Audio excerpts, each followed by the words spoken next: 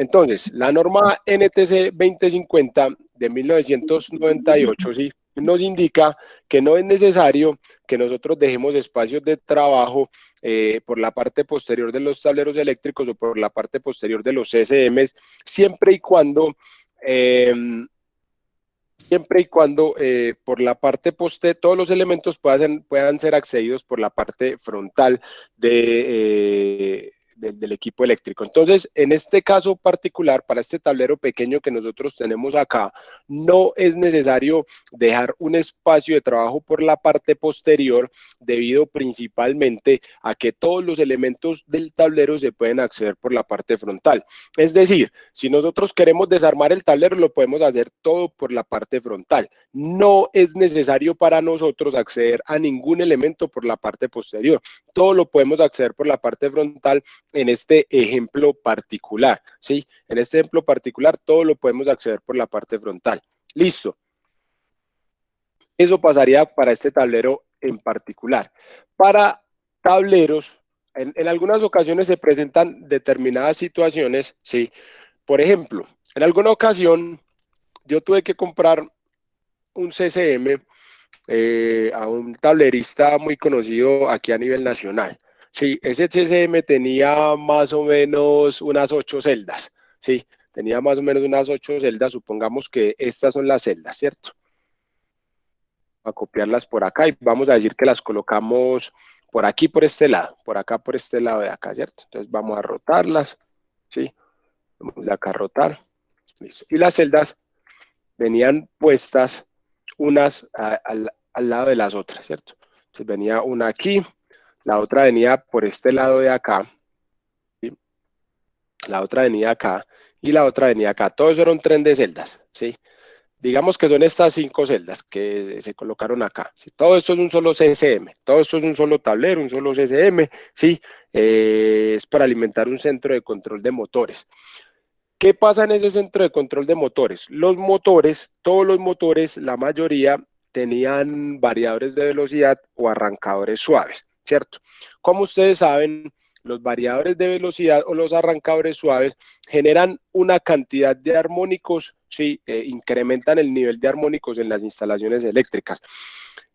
Dado que estos variadores de velocidad nos incrementaban de una manera considerable el nivel de armónicos, la calidad de nuestra onda de potencia venía a ser muy baja, o sea, el contenido armónico no cumplía con la norma IEEE 519, ¿sí? Que es la norma de armónicos, y bueno, esto hacía que nosotros tuviéramos que tomar cierto tipo de medidas para poder reducir, para poder tener el menor impacto posible de esos armónicos, ¿cierto? Entonces, nosotros lo que hicimos fue que instalamos, el proveedor nos dijo, Mateo, yo te vendo a vos, te vendo unas reactancias, ¿cierto? Entonces, si el variador de velocidad lo colocas en esta parte frontal, la reactancia la tenés que colocar por la parte posterior del tablero. Total, el caso es que a nosotros nos tocó mandar a hacer para el tablero una parte posterior, ¿sí? Un tablero en la parte posterior, ¿sí? Eso se llamaba una extensión. Eso se llamó una extensión en la parte posterior, y en esta parte posterior venían las reactancias, ¿cierto? Esas reactancias que venían en la parte posterior del tablero no podían accederse por la parte frontal. ¿Por qué? Pues por una sencilla razón, porque esta celda de acá era una celda independiente a la celda de acá, ¿cierto? Si nosotros queríamos acceder a las reactancias que se encontraban en esta parte de acá, las reactancias vienen a ser algo parecido como su dibujo es un inductor. O sea, su dibujo es como un inductor, ¿cierto? Viene a ser un inductor, ¿sí? Más o menos de este tipo.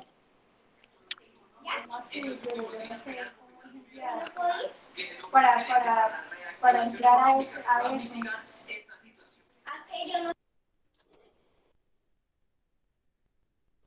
Listo. Entonces, en esta parte posterior venían las inductancias, las reactancias, perdón. Ellas son algo como así, ¿cierto? En el dibujo se colocan, pues en el diagrama unifilar se colocan de esta manera. Listo. Ahí estaban las reactancias. Para nosotros poder acceder a estas reactancias teníamos que hacerlo por esta parte de acá atrás. Sí, no podíamos hacerlo por el frente. Pues, ¿por qué? Por la sencilla razón de que entre este tablero de acá y esta extensión que había en la parte de atrás, pues había una lámina que no permitía pues que se pudiera acceder a estas reactancias por acá. Lo que dice la norma NTC 2050 de 1998 respecto a eso es que cuando todos los elementos, cuando se puede acceder a los elementos solamente por la parte posterior, es decir, cuando sea necesario acceder a ciertos elementos por la parte posterior del tablero, hay que dejar un espacio de trabajo por la parte posterior de 0.75, es decir, de 750 milímetros. Es decir, que en este caso nosotros no podíamos pegar este tablero acá. O sea, nosotros no podíamos hacer esto. Nosotros no podíamos hacer eso. ¿Por qué? Pues porque si nosotros pegamos este tablero a este muro, ¿cómo hacías para hacerle mantenimiento a las reactancias? Si había que cambiar una reactancia, ¿cómo se cambiaba? No había cómo cambiarla, ¿cierto? Entonces, lo que dice la norma es que cuando todos los elementos, eso lo dice en la sección 110.16 de la norma NTC 2050 de 1998, no puedan ser accedidos por el frente, sino que algunos tienen que ser accedidos por la parte posterior.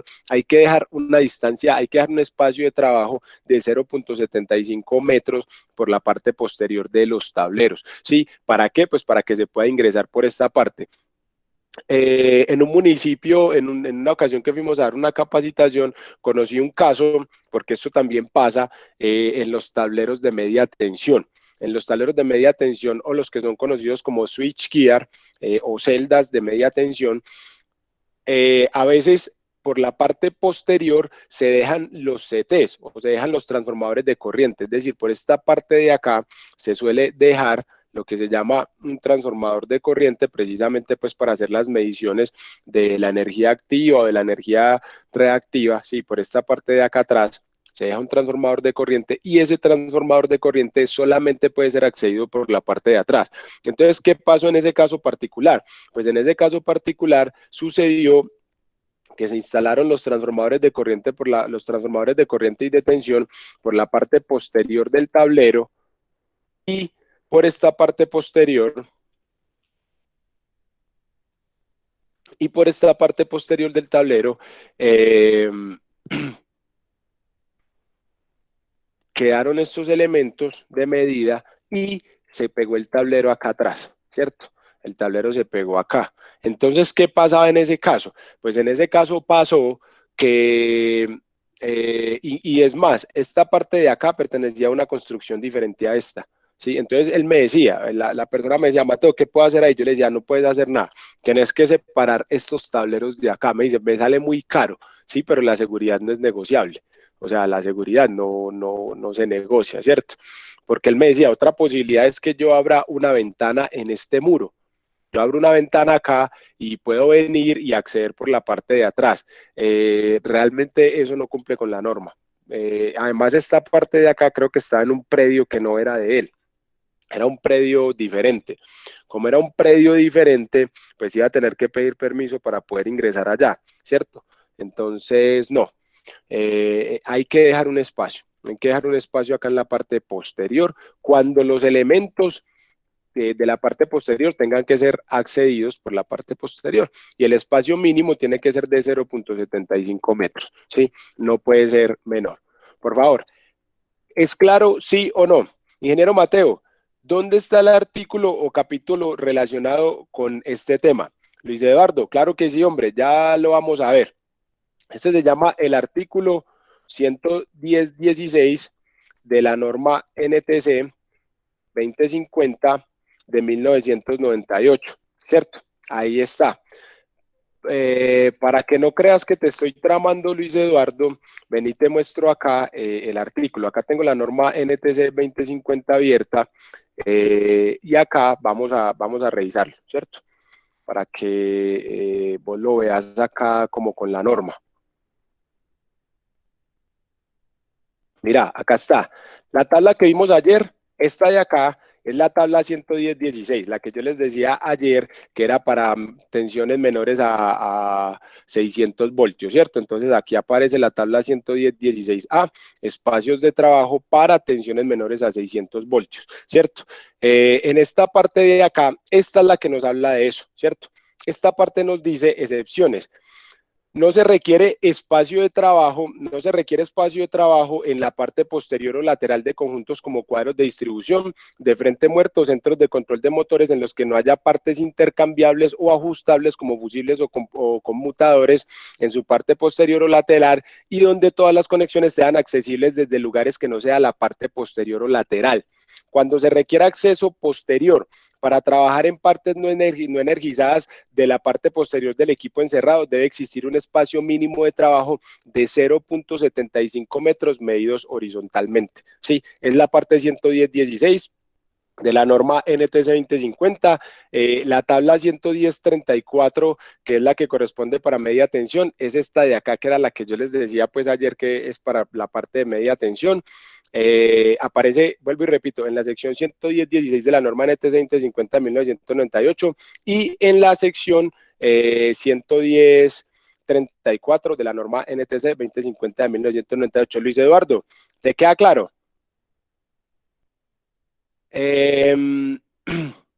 Listo. La otra pregunta que había era acerca de acerca de las distancias de seguridad, ¿cierto? Para eso vamos a remitirnos al artículo 13º del RETI, ¿cierto? Para abordar la parte de las distancias de seguridad. Sí, está un poquito lento, vamos a tenerle paciencia. Entonces, distancias de seguridad, el artículo 13º. Entonces, las distancias de seguridad, hay distancias de seguridad, como ustedes saben, hay distancias de seguridad para diferentes, con diferente motivo, por ejemplo, estas con respecto a edificaciones, estas son con respecto a cruces de vías, a cruces de líneas de trenes. Ingeniero, disculpe, es que el señor Dagoberto está presentando y ya no estamos visualizando su presentación. Dale, no te preocupes. Ya mismo, Dagoberto, te voy a sacar de la presentación, hombre. Disculpe, los otros compañeros que tienen las cámaras prendidas, que también le dificultan a la banda. Sí. Vale, eléctricas. Muchas gracias, hombre, por el comentario. Muchas gracias por el comentario. Ya, pues, por favor, aquellos que puedan apagar sus cámaras y puedan apagar el micrófono, eso hace que la conexión sea un poquito más liviana, que no sea tan cargada, ¿cierto?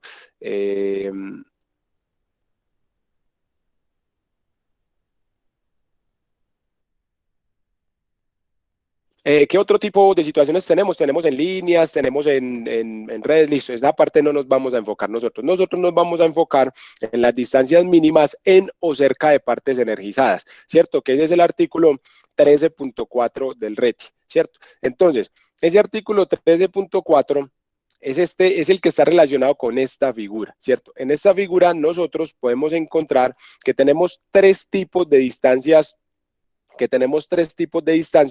de un tablero eléctrico. Tenemos tres tipos de distancias que vienen a ser, que es importante conocer, ¿cierto? Entonces, primero, está el límite de aproximación técnica, que es un límite, bueno, no, empecemos por esta parte de acá atrás.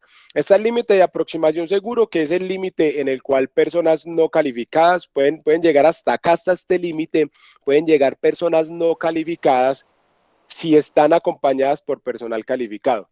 Voy a poner un ejemplo. Vos trabajás en una industria, ¿cierto? En la industria siempre hay inspectores de seguridad, ¿sí? Que son técnicos en la parte industrial o son ingenieros industriales y ellos son los que se encargan pues de la seguridad de la planta. Ellos no conocen de la parte eléctrica, pero ellos deben tener normalmente acceso a muchas áreas de la planta industrial, precisamente para poder verificar que se estén cumpliendo las condiciones de seguridad y que no vayan a haber riesgos para las personas que operan allá. Vamos a suponer que el inspector de seguridad necesita ir a la subestación o al cuarto eléctrico, tiene que ir a revisar, hacer una revisión allá de los tableros para verificar la integridad que tienen estos tableros, para ver en qué estado se encuentran estos tableros, ¿cierto? Esta persona necesita ir a la subestación o necesita ir al CCM o necesita ir a un cuarto eléctrico. Esta persona no puede ir sola, esta persona no puede ir donde usted, que es el técnico electricista o que es la persona o que es el electricista encargado de abrir la subestación y que usted tiene las llaves de la subestación o del CCM o del cuarto eléctrico precisamente porque usted es la persona que tiene los conocimientos acerca de los riesgos eléctricos que pueden existir en ese sitio. Por eso es que usted tiene las llaves. Entonces esta persona no puede ir donde usted y decirle, préstame las llaves del CCM o préstame las llaves de la subestación que quiero ir a revisar allá, en qué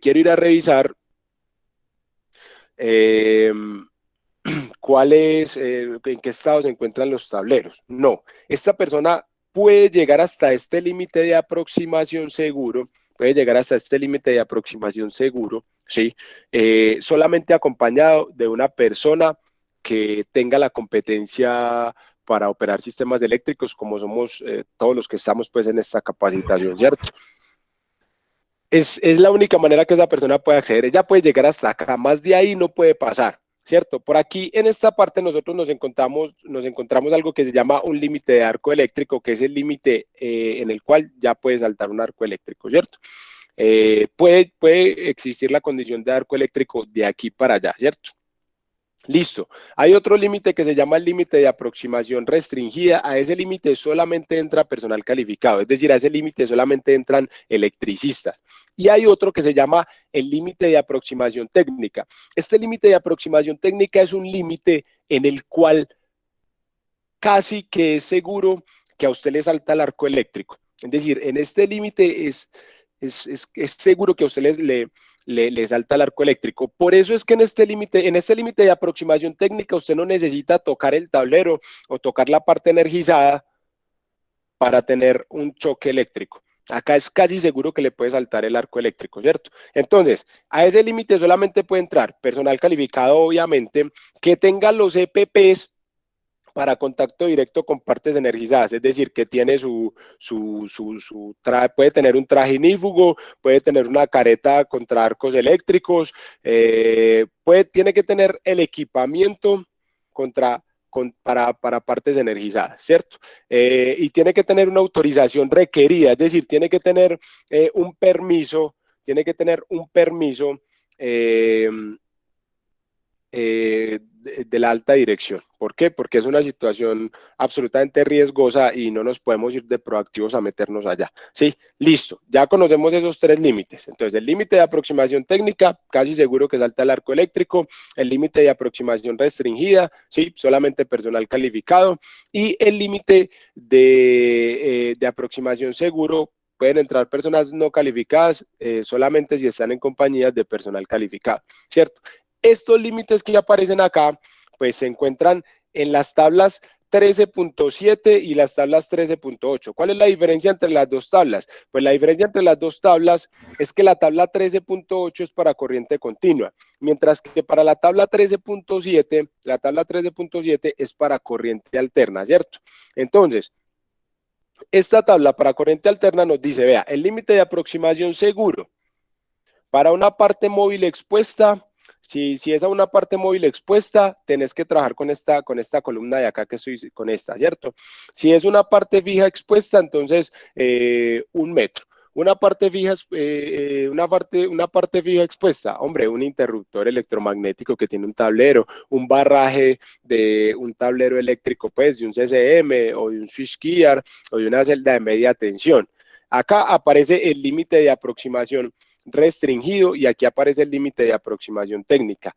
Es decir, que hasta este punto de acá, a esta distancia, se podrían acercar personas no calificadas, ¿cierto? Entonces, vamos a hacer un ejemplo, mejor dicho, vamos a dibujar el límite de aproximación técnica, perdón, el límite de aproximación seguro para este tablero que hay acá, Es decir, ojo porque el límite de aproximación seguro debe ser pintado debe ser pintado con una franja visible hecha en pintura reflectiva. Acá lo dice el RETIE. El RETIE dice, el límite de aproximación restringida debe ser señalizado ya sea con una franja visible hecha con pintura reflectiva u otra señal que brinde un encerramiento temporal y facilite al personal no autorizado identificar el máximo acercamiento permitido.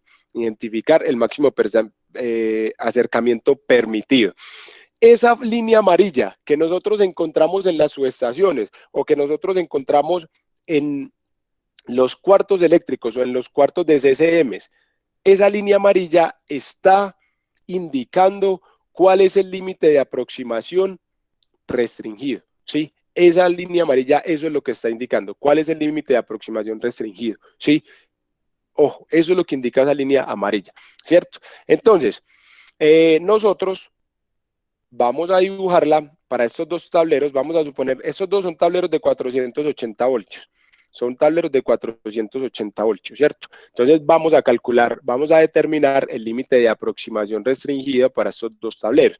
Entonces, el límite de aproximación restringido para estos dos tableros es tensión nominal del sistema entre fases. ¿Cuál es la tensión? ¿Cuál es la tensión nominal entre fases? Pues la tensión nominal entre fases es 480 voltios, ¿cierto? Entonces, venimos acá y buscamos 480 voltios. Entonces, acá tenemos, esto es entre 50 y 300 voltios. No nos sirve esta parte. Acá tenemos entre 301 y 750. Hombre, 480 está entre este rango de tensión, ¿cierto? Entonces, 480 está acá, ¿sí? Venimos acá y miramos a ver cuáles son los límites de aproximación. Entonces, límite de aproximación seguro a una parte fija expuesta sería 1 metro. Es decir,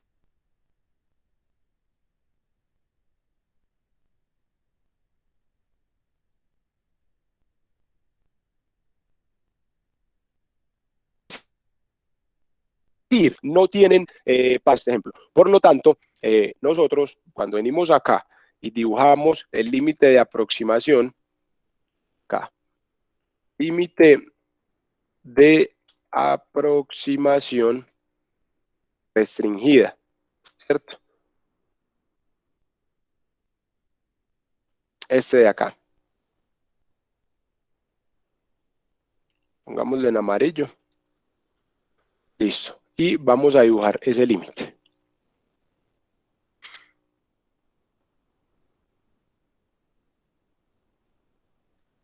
Ese límite debe estar a 1 metro. Entonces venimos acá, ¿sí? Y lo dibujamos, ¿cierto? Este es el límite de aproximación restringida. ¿Sí? Tiene que estar aquí a 1 metro. Este sería el límite de aproximación para esto. Listo. Y para estos tableritos de acá, ¿cuál sería el límite de aproximación restringido? Pues el límite de aproximación restringido, como son tableros de 208 voltios, sería, aquí estaríamos entre 50 y 300, estaríamos acá. También sería 1 metro. Ese sería el límite de aproximación restringido. A 1 metro tendríamos que dibujar la franja. ¿Cómo se puede dibujar esa franja? Esa franja se puede dibujar de dos maneras diferentes. Aquí está 1 metro, ¿cierto? Se puede dibujar. Esta sería la franja para esto, o dibujamos una franja para todo. Como son dos tableros, dibujamos una franja para todo, ¿cierto? ¿Cómo se puede hacer esa franja? Esa franja se puede hacer de dos maneras diferentes, ¿sí? Se puede hacer de dos maneras diferentes. La primera es hacer simplemente una franja. Venimos acá, dibujamos y hacemos un cuadradito así para indicar que este es el límite de aproximación restringido. Y ya, todo el que vea esa línea debe entender que eso es un límite de aproximación. O lo otro que se puede hacer y que algunos inspectores RETIE lo piden es que se pinte todo de amarillo dentro de eso. Es decir, que se haga esto. Que se haga esto que aparece acá, ¿cierto? Entonces, ¿qué es? Pintar un límite, pintar en amarillo todo el límite y toda la zona que es de acceso restringido, ¿sí? Lo más práctico de hacer es simplemente pintar la línea. Pintar esta línea que aparece aquí alrededor, ¿cierto? Pero algunos inspectores RETIE te dicen, no, te van a decir, no, pintate todo esto de amarillo. rellenate todo esto de amarillo, ¿cierto? Pero lo más práctico y lo más fácil de hacer es simplemente dibujar esta franja amarilla, ¿sí? Por favor, ¿dudas o inquietudes?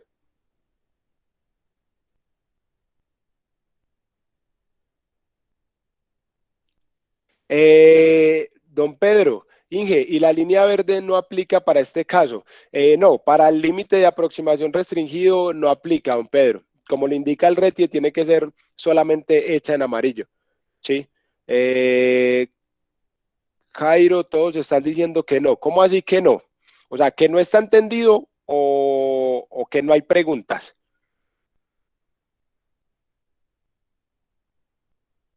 Creo que por acá no estoy debiendo más preguntas. Esas eran las dos que teníamos de ayer. ¿Dónde está? Listo, esta ya la respondimos. Sí, señor, pero también tiene que ver con las celdas de media tensión de 7.2 kilovoltios. Valencia, listo. Eh, Listo, perfecto. Creo que estamos ok, ¿cierto? Creo que estamos ok hasta este momento con la parte de preguntas, ¿cierto?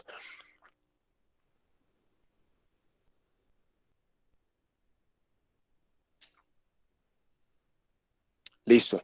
Vale, Fabián, ¿tenés alguna inquietud con respecto al límite de aproximación seguro?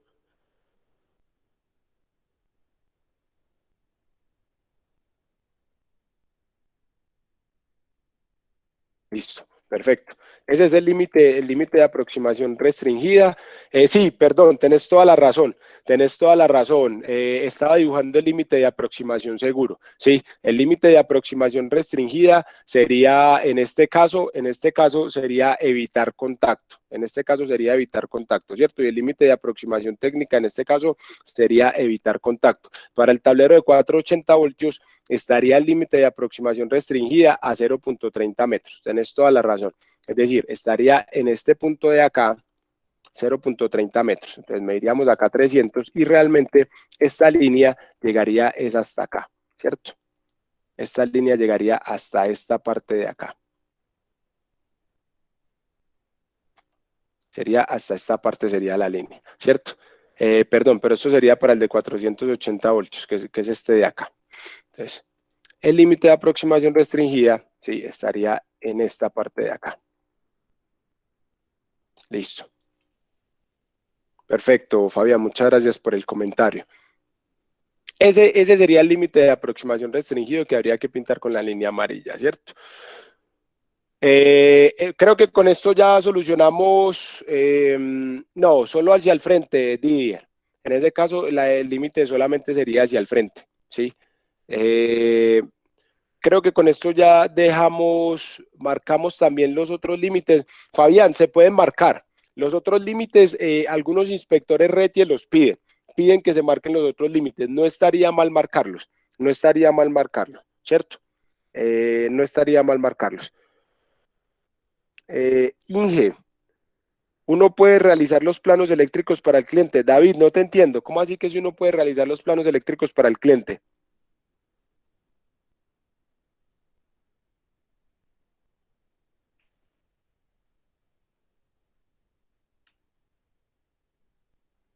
Listo. Entonces, ayer habíamos quedado, mientras David me va aclarando cuál es la pregunta, voy a ir continuando aquí en esta parte, ¿cierto? Nosotros, aquí estamos ayer.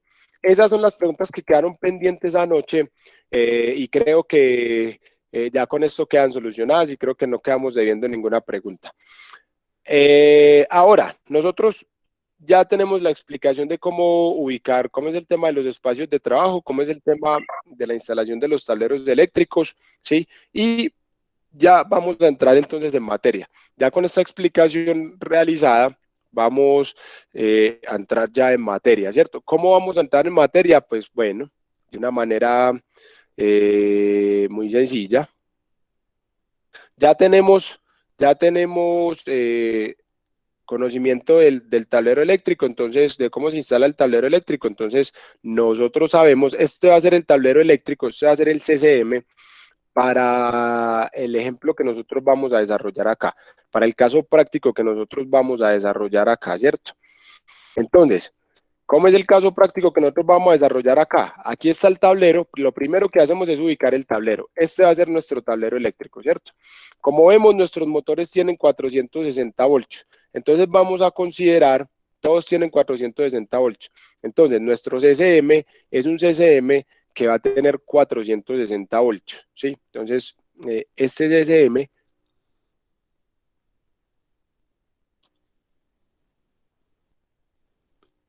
va a tener 460 voltios. Entonces vamos a colocar acá.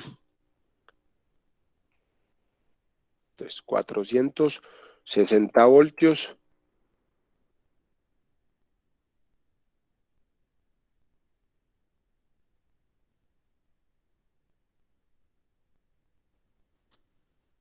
$460, eso es lo que tiene entre líneas, ¿cierto?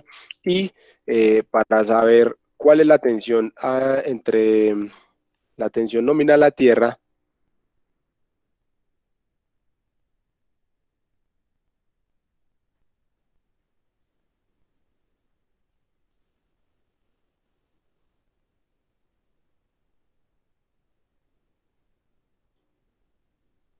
pues vamos a tomar estos 460 voltios, y los vamos a dividir sobre raíz de 3, que es aproximadamente 1,73205, ¿sí? Eso nos da 266 voltios, ¿sí? Entonces acá, venimos acá y decimos que es un CCM de 460 voltios entre líneas y de 266 voltios tensión a tierra. Quedó como muy chiquita la letra.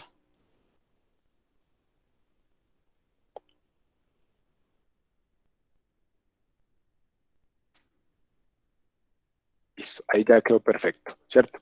Entonces, ya tenemos nuestro CCM, ya tenemos nuestro CCM. Ahora, como ya sabemos que son 266 voltios la tensión fase a tierra, ¿cierto?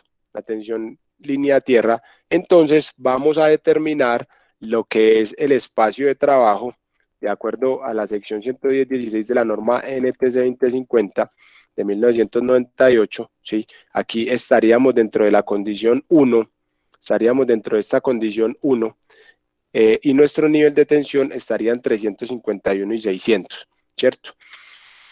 Es decir, que tendríamos que dejar un espacio de trabajo de 0.9 metros. Entonces vamos a dibujar el espacio de trabajo.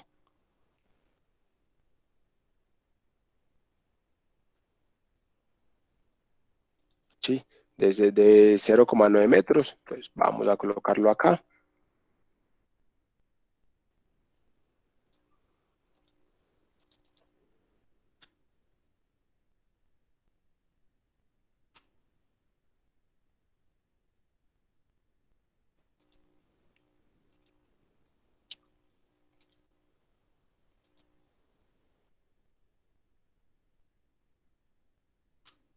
Listo. Este va a ser el espacio de trabajo, del mismo ancho que tiene el tablero. Vamos a dibujar el límite de aproximación seguro, el límite de aproximación restringido, ¿sí? El límite de aproximación restringido va a ser acá, a 30 centímetros, de acuerdo a lo que vimos en el RETI, ¿cierto? Listo. Ahí está nuestro límite de aproximación restringido. Listo. Ya tenemos nuestro tablero ubicado. Es que yo lo quiero ubicar en este lado de acá, lo puede ubicar. Que es que yo lo quiero colocar en este tablero, en este lado de acá, lo puede ubicar ahí, no tiene ningún problema.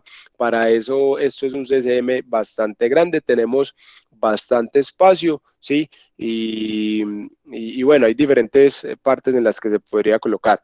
Para este caso, yo pues decido colocarlo acá. Y bueno, vamos a trabajar de esta manera. Listo, ya tenemos nuestro tablero ubicado. Ahora, una vez que tenemos nuestro tablero ubicado, ¿sí?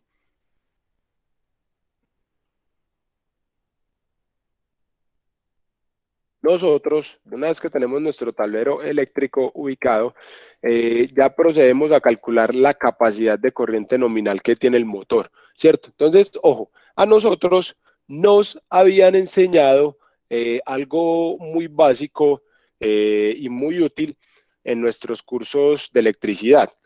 ¿Qué nos habían enseñado a nosotros? Ah, bueno, pues a nosotros nos habían enseñado, y voy a colocar la explicación por acá a un ladito, ¿sí? Voy a colocar la explicación por acá a un ladito. Nos habían enseñado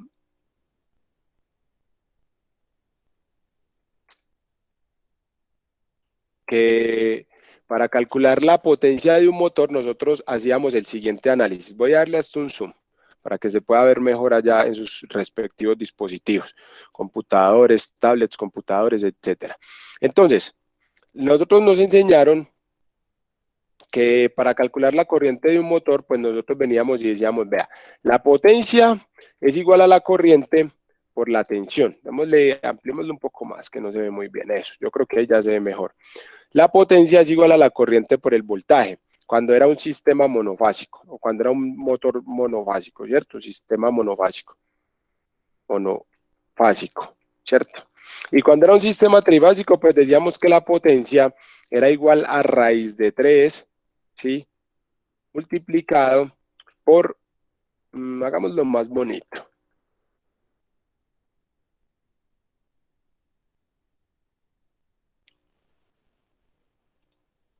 Entonces acá decíamos que la potencia era igual, ¿sí? Era igual a la raíz de 3, ¿sí? Por la tensión, por la corriente, ¿cierto? Esto es la potencia aparente, esta sería la potencia aparente, ¿cierto? Listo. Eso nos habían enseñado a nosotros, por el coseno del ángulo, o lo que es lo mismo, el factor de potencia, ¿sí? El coseno del ángulo es el mismo factor de potencia. Ah, que el factor de potencia es 0,96, listo, entonces la corriente, entonces el coseno del ángulo pues venía a ser 0,96, ¿cierto?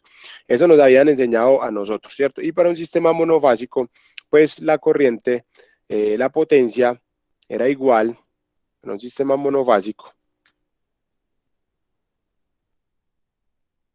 Entonces, pues muy análogamente venía a ser que la potencia era igual a la tensión por la corriente, por el coseno del ángulo, ¿sí? Eso era lo que a nosotros nos habían enseñado.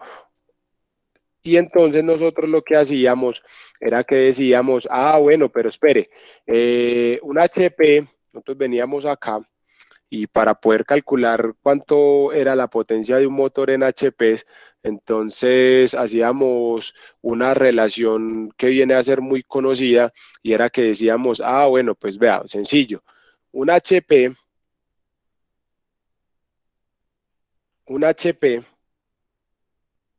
es igual a 746 vatios, ¿cierto? Eso es un HP. Es decir, que si yo quiero saber, es decir, que si nosotros queríamos saber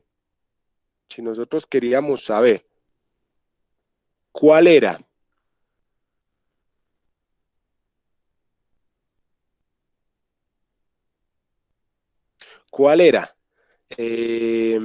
si nosotros queríamos saber cuál era la potencia eléctrica de un motor, pues entonces nosotros veníamos y decíamos, vea, un motor de 10 HP es muy sencillo, pues porque cogemos los 10 HP y los multiplicamos por 746 vatios, que es lo que tiene un HP, o sea, un HP tiene esa potencia, y con eso nosotros calculábamos la potencia eléctrica que tenía un motor eléctrico, ¿cierto? Esto no es tan cierto. ¿Por qué no es tan cierto? ¿Cierto? Acá multiplicamos por 746 vatios, ¿sí? Que es un HP. Y lo que hacíamos, pues sencillamente era que HP con HP se cancelaban porque este estaba multiplicando y este estaba dividiendo, y esto nos daba 10 por 746, pues nos da 7460 vatios. Ah, bueno, y es que ya tenemos la potencia. Ah, pues muy fácil, porque ya tenemos que la potencia es igual,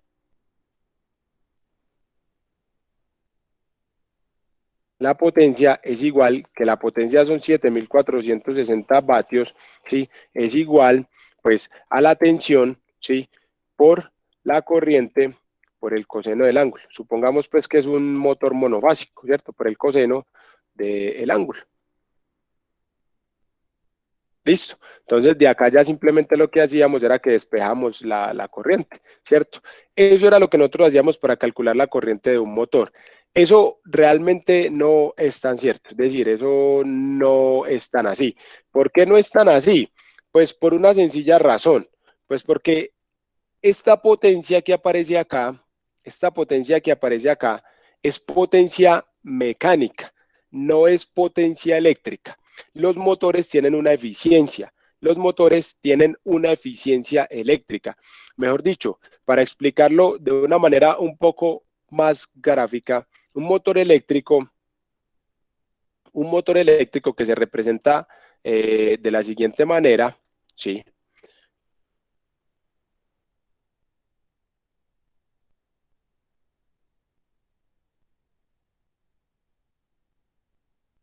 Este es el símbolo de un motor.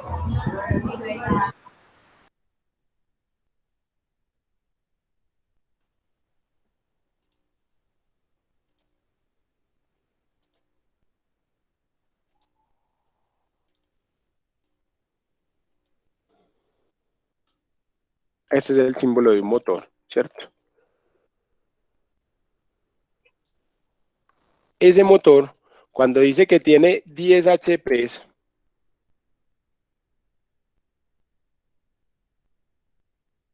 realmente se está refiriendo a 10 HPs de potencia mecánica, es decir, esta es la potencia que él desarrolla en el eje, esta es la potencia mecánica que él va a sacar ahí, ¿sí? Como es un motor eléctrico, pues vamos a dibujarlo de esta manera.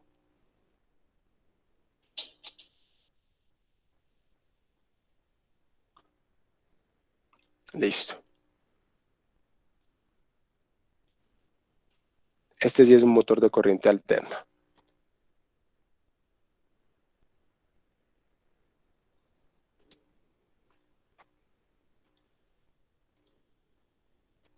Listo. Este es un motor de corriente alterna. Entonces, esos 10 HPs, ¿sí? Que corresponden a 746, a 7460 vatios de potencia, en teoría, realmente el motor no se va a consumir 7460 vatios de potencia eléctrica. Él no se va a consumir eso. ¿Por qué no se va a consumir eso? Pues por una sencilla razón. Este motor tiene unas pérdidas. Ese motor tiene unas pérdidas, ¿cierto? Mejor dicho, la potencia que le entra al motor, ¿sí? Es la potencia que hay que suministrarle por acá es la potencia mecánica, ¿sí? Hay que suministrarle dos cosas. Primero, la potencia mecánica,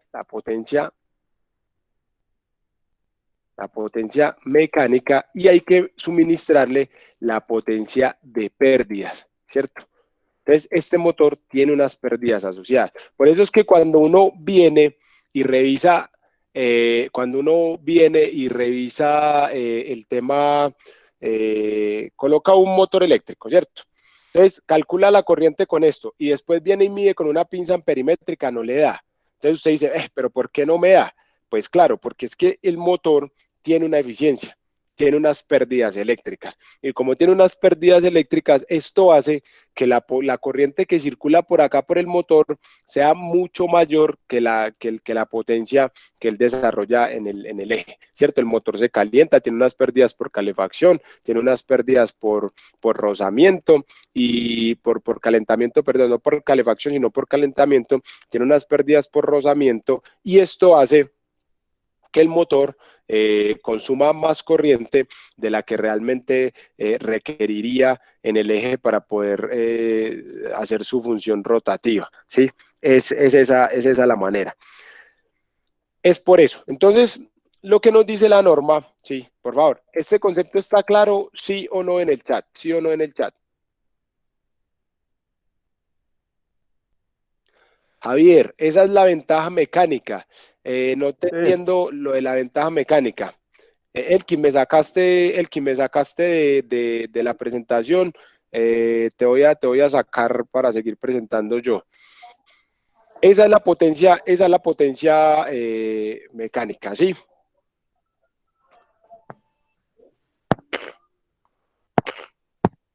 Ingeniero, disculpe, que los compañeros que por favor apaguen las cámaras. Gracias, Luis Alfonso. Muchas gracias por tu comentario, hombre.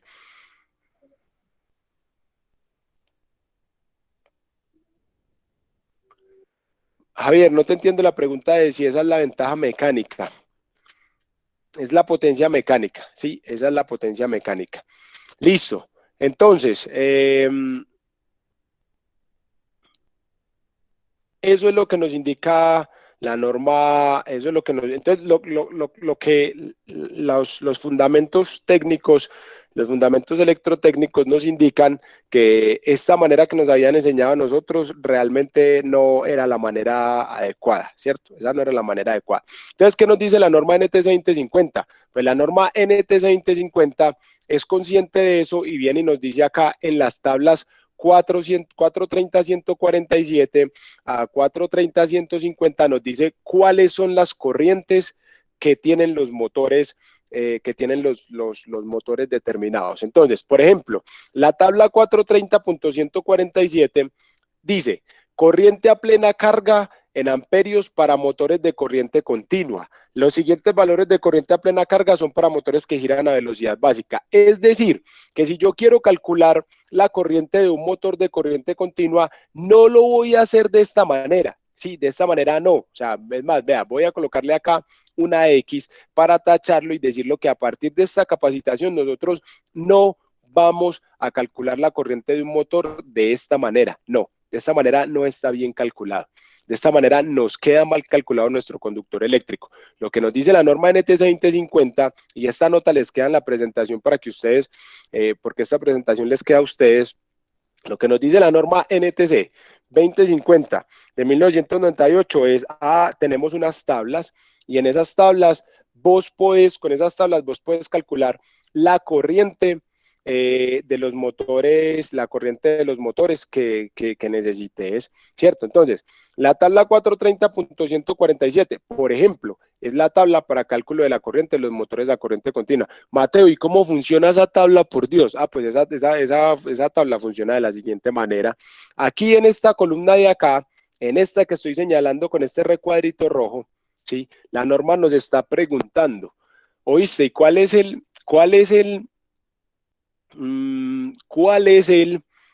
la potencia de tu motor? La potencia de tu motor, ¿la tenés en vatios o la tenés en HP? No, la tengo en HP, listo. Entonces, ve, aquí aparecen unos valores estandarizados. 1/4 de HP, 1/3 de HP, 1/2 de HP, 3/4, 1/1 2 HP, 3 HP, 5, 7.5 HP, 10 HP, 15 y así continúa hasta 200 HP. Listo. Una vez que vos identificás tu motor de corriente continua, entonces ya tenés que venir e identificar acá la tensión. En esta parte de acá, la tabla te está preguntando a vos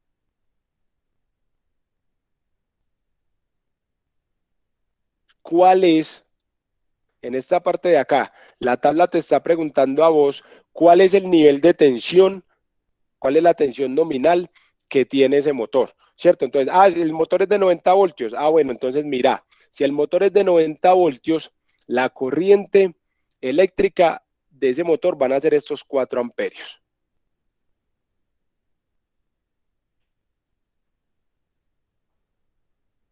Si tu motor es de 90 voltios y es de 1/4 de HP, pues van a ser estos 4 amperios, ¿cierto? Pero si tu motor es de un HP y es de 90 voltios, entonces va a consumir 12,2 amperios. Así calculas la corriente de un motor. Si tu motor es de 120 voltios de corriente continua, ¿sí? Pues entonces va a consumir 9.5 amperios, ¿cierto? Y si es de 180 voltios, hombre, pues va a consumir 6.1 amperios para un HP, y así sucesivamente, así sucesivamente. Es la manera en la que se selecciona para motores de corriente continua. Mateo, pero es que yo no tengo motores de corriente continua, sino que tengo un motor monofásico. Véalo, acá aparece. ¿cierto? Aquí aparece el motor monofásico. En la tabla 430.148 aparece el motor monofásico. La misma cosa. Si acá en esta parte tenemos los vatios y acá tenemos los HPs. Por si el motor no lo tenés en HP, sino que lo tenés en vatios. Y ya, y te venís para acá, para esta parte, y seleccionás. Haz que mi motor es de 2 HPs. Bueno, perfecto. Aquí está. Aquí está.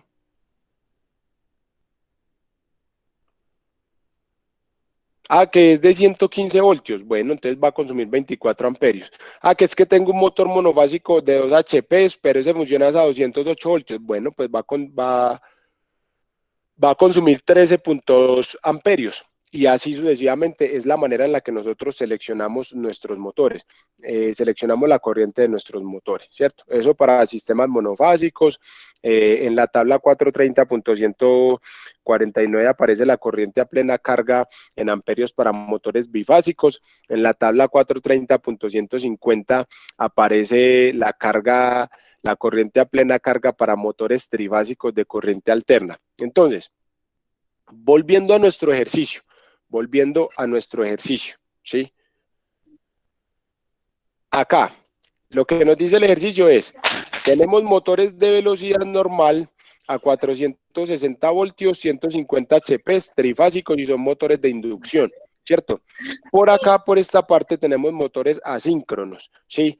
Entonces, son motores trifásicos. Estos 4 de acá son motores trifásicos. Vamos a determinarle la corriente a estos 4 motores trifásicos. Entonces, este primero de acá, este que estoy señalando, ¿sí?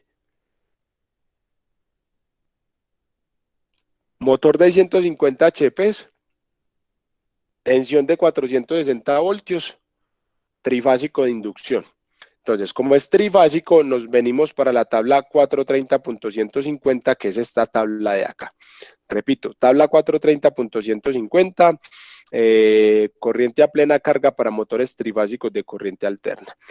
Esta tabla, lo mismo que la anterior, es una tabla que en esta parte de acá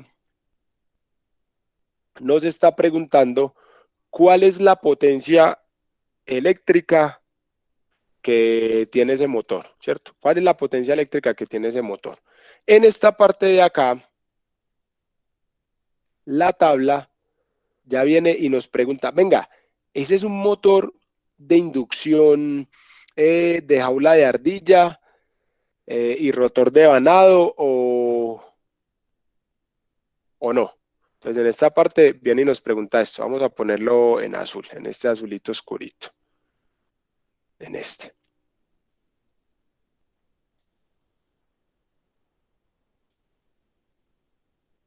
Listo. Entonces, en esta parte nos está preguntando si es un motor de inducción de jaula de ardilla y rotor de vanado. ¿Sí? Mientras que en esta otra parte de acá nos está preguntando, en esta de acá, si el motor, en esta que dibujé en verde, nos está preguntando si el motor es un motor síncrono. Es decir, en motores trifásicos podemos tener motores de inducción de jaula de ardilla o podemos tener motores síncronos, ¿cierto? Esos son los motores que nosotros podemos tener ahí, ¿cierto? Entonces, la norma viene y nos pregunta cuál de los dos tenemos, ¿sí? Y basados en eso, pues la norma ya venimos acá y seleccionamos. Si el motor es de un HP y es de 115 voltios, pues vamos a tener que el motor va a consumir 8.4 amperios.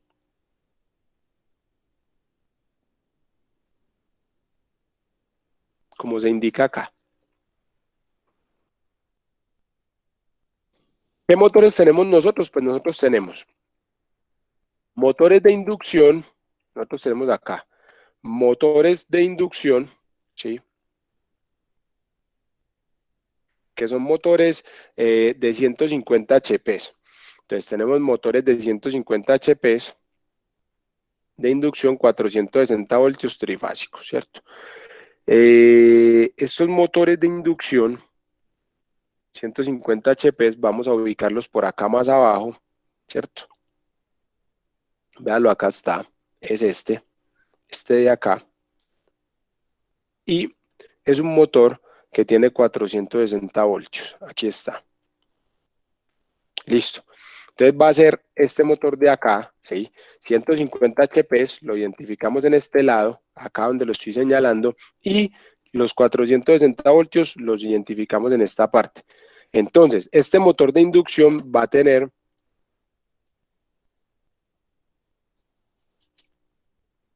una corriente,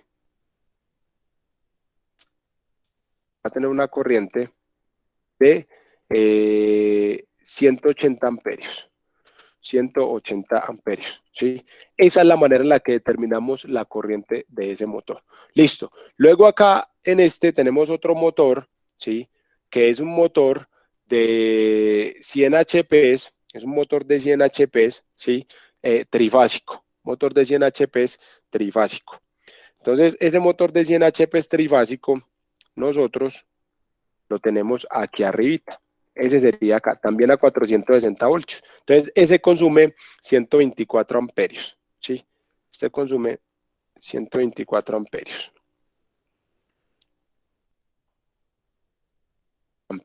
Listo, ahí está. Vamos a suponer que estos motores de acá no son motores asíncronos, sino que vamos a suponer que son motores síncronos, estos de acá, ¿sí? No digamos asíncronos, sino que vamos a suponer que estos son síncronos, ¿cierto? Entonces, este motor de acá tendría, como es 100 HP, como es un de 100 HP y es síncrono, entonces acá no vamos a estar en esta columna, sino que vamos a estar en la columna de acá.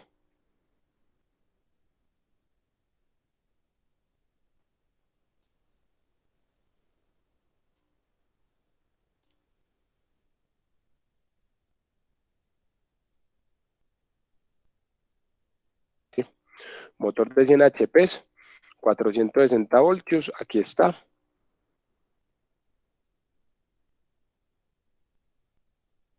Aquí está, ¿sí? 101 amperios tendría ese motor si fuera síncrono. Entonces acá 100 corriente, pues va a ser igual a 101 amperios, va a ser igual a 101 amperios, ¿cierto? El de 100 HP. Y acá tenemos otro que vamos a decir que es síncrono, ¿sí? Y este es de 150 HP.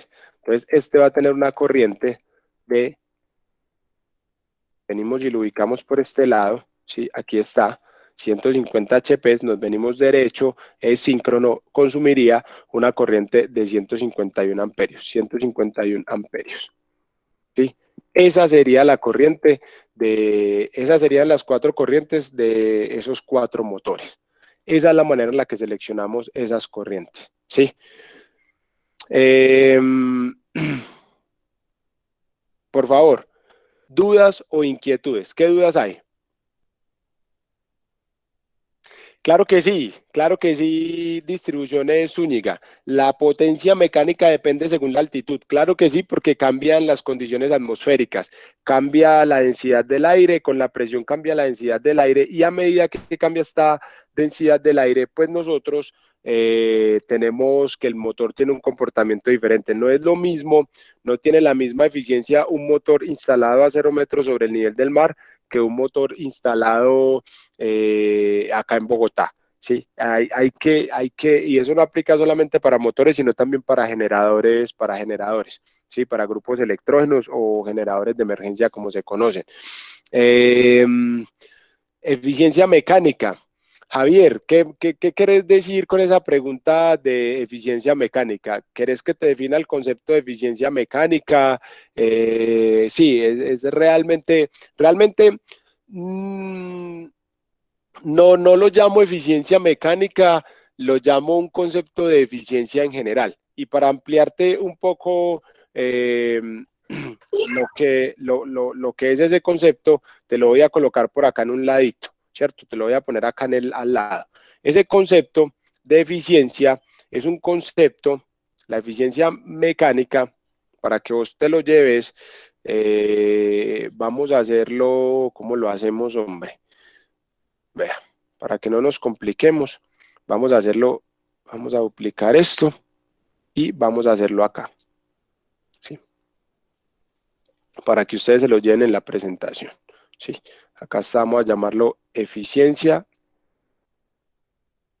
de un motor eléctrico. ¿Cierto?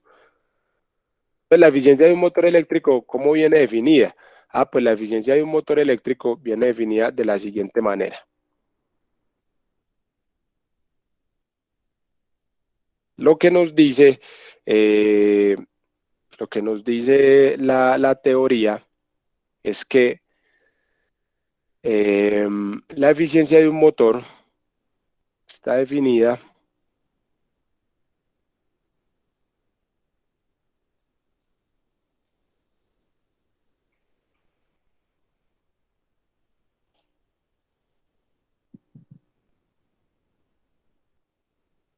bueno, no está aquí el símbolo. Vamos a hacerlo así. La eficiencia del motor es igual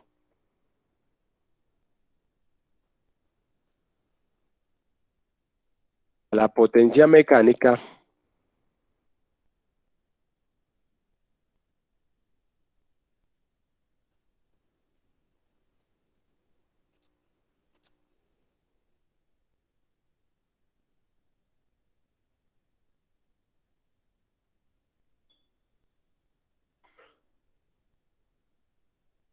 dividido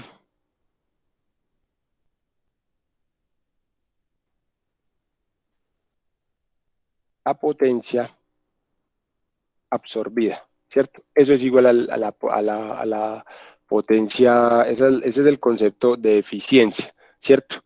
Ese es el concepto de eficiencia. Generalmente es menor que 1, ¿sí? La eficiencia generalmente, lo normal, o sea, no puede ser mayor que 1, ¿sí? ¿Por qué? Porque usted no le puede meter 10 vatios de energía eléctrica y él no le va a sacar 2 vatios de energía mecánica, no, eso no es un sistema causal, ¿sí? No es un sistema que corresponda con las leyes naturales, pues. Entonces, eso es lo que, así es como se define la eficiencia, ¿cierto? Y la eficiencia también, ¿sí? Nosotros tenemos que la potencia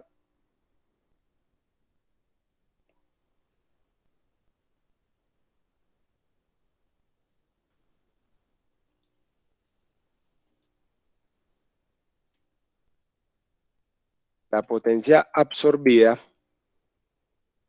es igual para un motor trifásico. Vamos a asumir que es un motor trifásico, ¿cierto?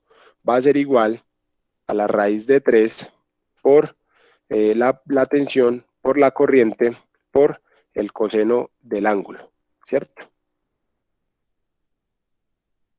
Por el coseno del ángulo. Esa va a ser la potencia absorbida. Es decir, que si nosotros venimos acá, decimos que la eficiencia, perdón, es igual a la potencia mecánica dividido la potencia absorbida, donde la potencia absorbida es igual a la raíz de 3,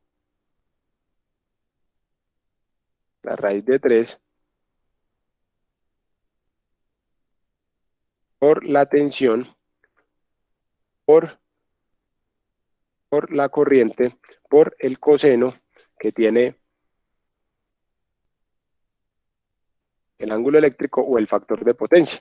Es decir, que la eficiencia está en función de la tensión, de la corriente, del coseno del ángulo y de los HPs. Esta potencia mecánica es potencia en HPs, ¿cierto? Perdón, eso es potencia en HPs, ¿cierto? Es decir, que yo cojo la potencia en HPs, ¿cierto? La paso, la convierto, la multiplico por 0,746 vatios o por 746 vatios, ¿sí? Y esto dividido la raíz de 3 por la tensión, por la corriente, por el coseno del ángulo, me da la eficiencia que tiene el motor. Mejor dicho, si nosotros quisiéramos calcular la corriente eléctrica de un motor, tendríamos que aplicar la siguiente relación. Para poder calcular la corriente eléctrica de un motor trifásico, ojo, esto sería de un motor trifásico, la corriente pues sería igual a, esta sí sería la relación, ¿sí? Sería igual a la potencia mecánica multiplicada por 746 dividido la raíz de 3 por la tensión por la eficiencia, que la voy a colocar en rojo, ¿sí? Para que nos quede ahí la nota, por la eficiencia por el coseno del ángulo o por el factor de potencia. Ese sí sería el cálculo de la corriente de un motor trifásico. Ese sí sería el cálculo de la corriente de un motor trifásico, ¿sí? Por favor, ¿dudas o inquietudes?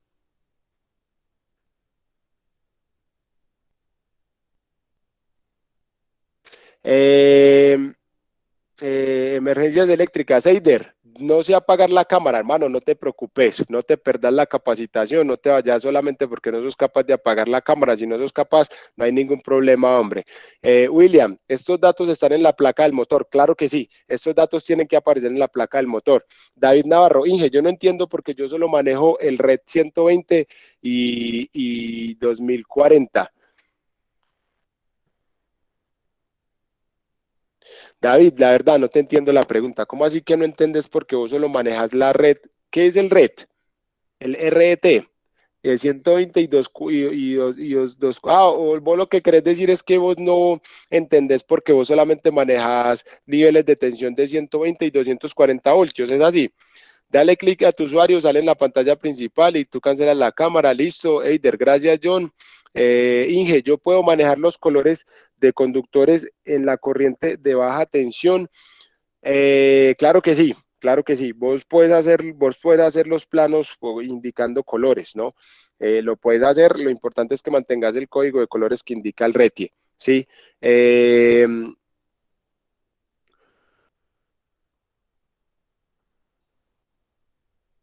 David, eso ya es para corriente industrial, yo manejo comercial, es así. David, lo que pasa es que esta es una capacitación de instalaciones industriales, ¿cierto? Y la manera correcta de hacerlo es como lo estamos viendo acá, sí, que es la manera que lo indica la norma NTC 2050 de 1998. 180 amperios para 100 HP, excelente, excelente Didier Javier, excelente lo de los 101 amperios, es así. Pascual Arevalo, o sea, según tabla, exacto, la corriente se calcula de acuerdo a la tabla, no, a partir de hoy no vamos a calcular la corriente como nos habían enseñado anteriormente, porque no está bien, nos queda mal dimensionado el conductor ahí. En placa dice si es síncrono, también dice si es síncrono o si es asíncrono, ¿sí? Es así. Luis Alfonso, todo excelente, Inge. Gracias, Luis Alfonso. Ingeniero, una pregunta, ¿cuál es la diferencia entre asíncrono y síncrono? Es una muy buena pregunta. Es una muy buena pregunta y te la voy a explicar. Te la voy a explicar con un dibujito. Buen dato, ingeniero. ¿Eso cómo se calcula? Si el motor es de 440, utilizamos la columna de 460 voltios. David, tocaría utilizar la columna de 460 voltios, porque para 440 voltios no hay, ¿cierto? Didier Javier, Inge, ¿alguna fórmula para aplicar y que me dé esos amperios de tabla? Didier, es la fórmula que acabamos de ver. Es esta que acabamos de ver, ¿sí? Esta es la fórmula que te debe dar, pero tenés que conocer la eficiencia del motor. Esa es la que te debe dar esos valores que aparecen en la tabla. ¿Listo?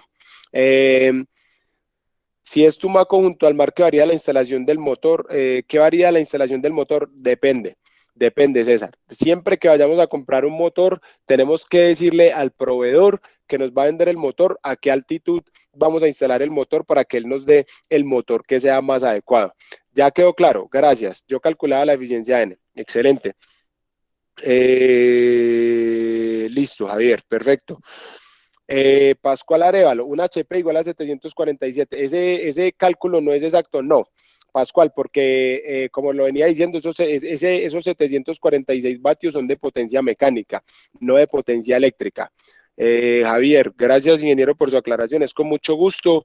Sí señor, gracias, muy bien, excelente dato, Inge, ninguna, más claro Inge, ¿cómo así más claro Hernán? Voy a tratar de dar mi explicación un poco más clara. Listo, voy a tratar de extenderme un poco más. Todo bien claro. No señor, excelente concepto. Todo bien, gracias.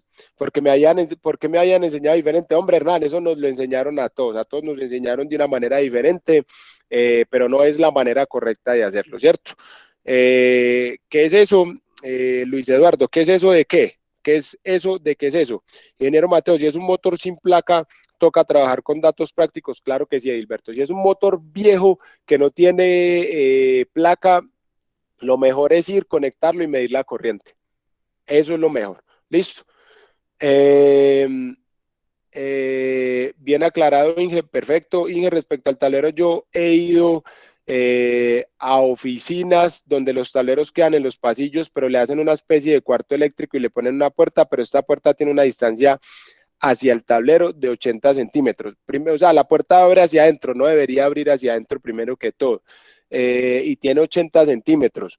Sí, no estaría cumpliendo con el espacio de trabajo mínimo que se indica en la norma NTC 2050 ni que se indica en el RETIE. David Chica, gracias, es con mucho gusto. Sabiendo que al abrirse queda más espacio, ok, gracias. QAF2, no te entiendo. Gracias, la norma de 1998 no está vigente, claro que sí, Fabián, todavía está vigente. Inge, necesito fórmula para la puesta a tierra de esta fórmula que usted dicta. Para la puesta a tierra, claro que sí. En un momento te respondo esa pregunta. Excelente. Forbis José, bien. Pedro, muy bien. Muy bien, ingeniero. Gracias, don Pedro. Joseph, excelente, excelente. Yo no tengo problemas con estos conceptos asincrónicos o síncronos. Las tablas me indican todos los parámetros de cálculo y protección. Ingeniero, una pregunta en motores trifásicos en conexión en triángulo. ¿Es necesario llevar el tablero? ¿Es necesario llevar al tablero de conexión el conductor neutro? No. Ahí no es necesario llevar el conductor de neutro, ahí hay que llevar el conductor de tierra, ¿sí? Y ese conductor de tierra es el mismo que estaba preguntando por acá David Navarro, ¿cierto? Entonces vamos a hacer dos cosas. Voy a explicar primero por practicidad, voy a explicar el conductor de puesta a tierra. No lo voy a explicar. Todavía no lo voy a explicar porque me estaría anticipando. No te preocupes que eso lo vamos a ver acá. Aquí vamos a calcular los conductores de esto, ¿cierto? Eso está más adelantico, entonces más adelante te lo explico para no saltarme el tema. Pero no te preocupes que eso está acá. Eso está acá en esta capacitación. Acá lo vas a aprender. Voy a explicar lo del motor síncrono y lo del motor asíncrono. Ingeniero, buenas noches, disculpe. La pregunta sobre lo de la puerta abre hacia afuera. Entonces, sí. La pregunta mía es, tiene 80 centímetros, ¿cierto? Pero cuando usted abre la puerta tiene más medida, entonces el espacio de trabajo podría cumplir, ¿no? La otra pregunta, al cerrar la puerta, si usted hace la franja amarilla, le faltarían 20 centímetros, pero la puerta serviría como resguardo para la gente que pase por ahí. No, la franja amarilla tendrías que dibujarla a la distancia que se indica ahí, primero. Segundo, no importa. Si cuando vos abrís la puerta se genera más espacio, no, porque entonces, basado en esa lógica que vos me estás diciendo, entonces yo podría venir y hacer lo siguiente. Pues pongo este tablero detrás de esta puerta, ¿cierto? ¿Y por qué? Si cuando la puerta está abierta no cumple con espacio de trabajo. Pues porque cuando cierro la puerta se libera este espacio y la persona puede trabajar. No funciona de esa manera. Si el cuarto si el tablero está acá, y yo coloco el tablero, la puerta tiene que estar después de este espacio de trabajo, ¿sí? Tiene que estar después del espacio de trabajo, no puede estar antes. En ese caso no cumpliría, ¿cierto? No cumpliría. Listo. Entonces, ¿cómo funciona el motor? Un motor tiene un principio básico, ¿cierto? Que es el siguiente. El motor tiene un rotor, este es el rotor. Acá está el rotor. Ese rotor tiene un bobinado y ese bobinado viene recorriendo, es un bobinado que viene recorriendo el motor de la siguiente manera. Haga de cuenta que acá estamos viendo el rotor, lo estamos viendo de frente, o sea, lo estamos viendo de frente. Este círculo es el rotor, ¿cierto? Entonces, nosotros vamos a hacerlo aquí más bien en una parte diferente. Listo. Este es el motor.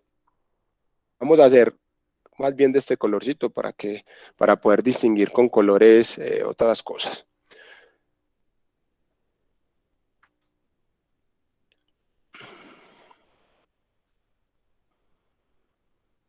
Acá está, listo.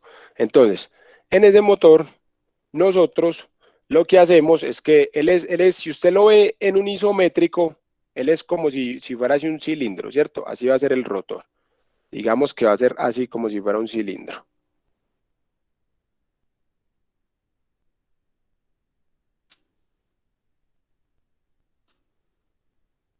Listo. Aquí está.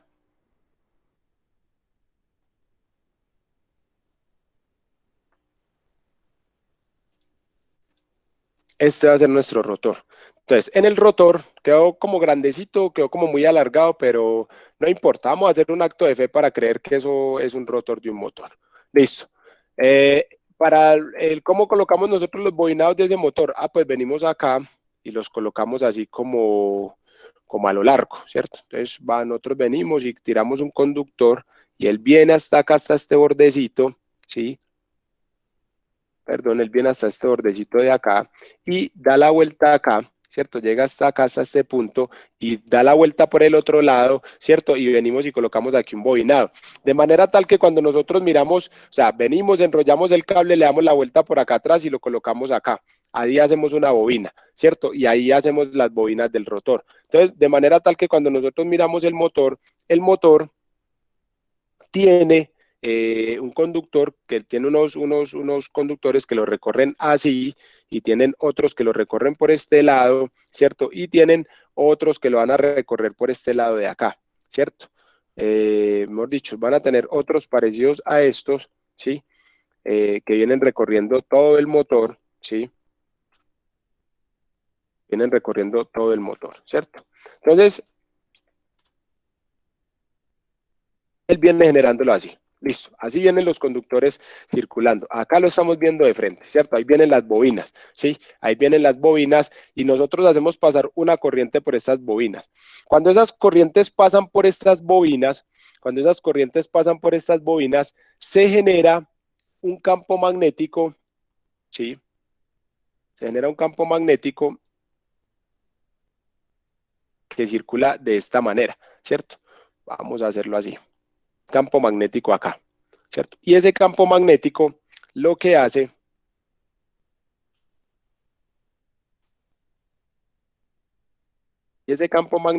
viene circulando de esta manera, ¿cierto? Entonces, nosotros, ¿sí? Nosotros lo que hacemos es que le colocamos a esto un estator, ¿cierto? Este es el rotor y por acá le colocamos un estator, ¿cierto? Y ese estator es de una manera tal que puede tener imanes o que puede tener otros bobinados, ¿cierto? O que puede tener otras bobinas, ¿sí? Entonces, ¿qué es lo que pasa? Cuando la corriente circula por alguna de estas bobinas, ¿cierto? Cuando circula por alguna de estas bobinas, entonces se genera un campo magnético, ¿cierto? Y ese campo magnético, si nosotros tenemos acá unos imanes, si nosotros tenemos aquí un imán, supongamos que vamos a tener aquí un imán, ¿cierto? Entonces, ¿qué es lo que pasa? Cuando se genera ese campo magnético se repele con este campo magnético que hay acá. Y como esos campos magnéticos se repelen, pues entonces nosotros lo más normal es que en el motor se tenga un imán allá y otro imán acá, ¿cierto? Entonces vamos a suponer que tenemos una sola espira, que tenemos esta espira que aparece acá, ¿cierto? Entonces, cuando nosotros, esto es un campo, esto es un imán y esto es otro imán, ¿cierto? Entonces, ¿qué es lo que pasa? Cuando circula la corriente por acá, se genera un campo magnético y ese campo magnético se repele con este que tiene el imán y lo que hace es que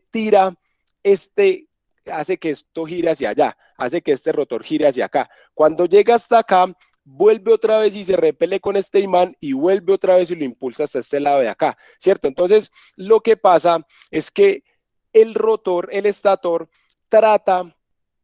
el rotor trata de igualar su velocidad a la velocidad que tiene el estator precisamente trata de igualar la velocidad que tiene este de acá. Y cuando trata de igualar esa velocidad, pues no la puede igualar porque si iguala la velocidad, pues entonces ya no va a haber giro. Entonces él se queda como tratando de llegar a esa velocidad y se queda como tratando de llegar a esa velocidad, pero no puede. Y como no puede llegar a esa velocidad, nosotros decimos que este rotor que este motor tiene una velocidad asíncrona. ¿Por qué tiene una velocidad asíncrona? Porque nunca es capaz de alcanzar la velocidad que tiene el campo magnético que aparece aquí en el estator. Y como no es capaz de alcanzar esa velocidad del campo magnético que tiene el estator, entonces el motor nosotros decimos que es asíncrono. Sí, es un motor asíncrono. Hay otros motores que sí son capaces de alcanzar esa velocidad, y como son capaces de alcanzar esa velocidad, tienen menos pérdidas que tienen eso, y esos motores se llaman motores síncronos. Entonces, un motor asíncrono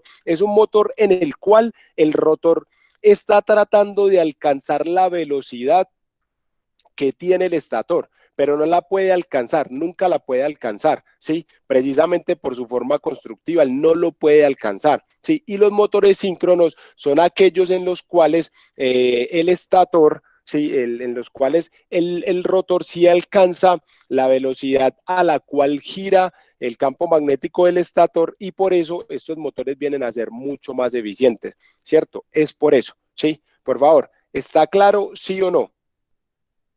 No, Pascual, estas tablas no vienen en el RETIE, ¿sí?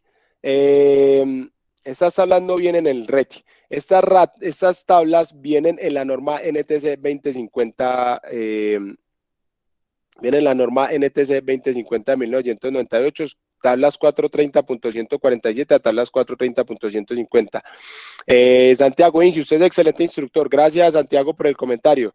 En los motores trifásicos no se utiliza el neutro, son 3 líneas vivas que te dan 220 voltios. Claro que sí, William, pero hay que llevar conductor de puesta a tierra y voy a explicarlo. Si la conexión es así, pero si yo mi alimentación a un tablero donde voy a conectar motores a 220 voltios bifásicos y trifásicos, a este tablero sería necesario llevar neutro, donde solo voy a conectar estos motores trifásicos y bifásicos. No, Gisela, ahí no sería necesario llevar neutro. Sí, de hecho, los CCMs normalmente no tienen neutro, sí, sino que traen las 3 fases y traen la tierra. Inge, tuve la oportunidad de verificar un tablero eléctrico de obra y me sorprendió ver la línea que comprende desde el medidor hasta el tablero. Estaba en cable número 12. ¿Qué opina? Dicho recorrido del conductor tenía aproximadamente 56 metros. Hombre, Santiago,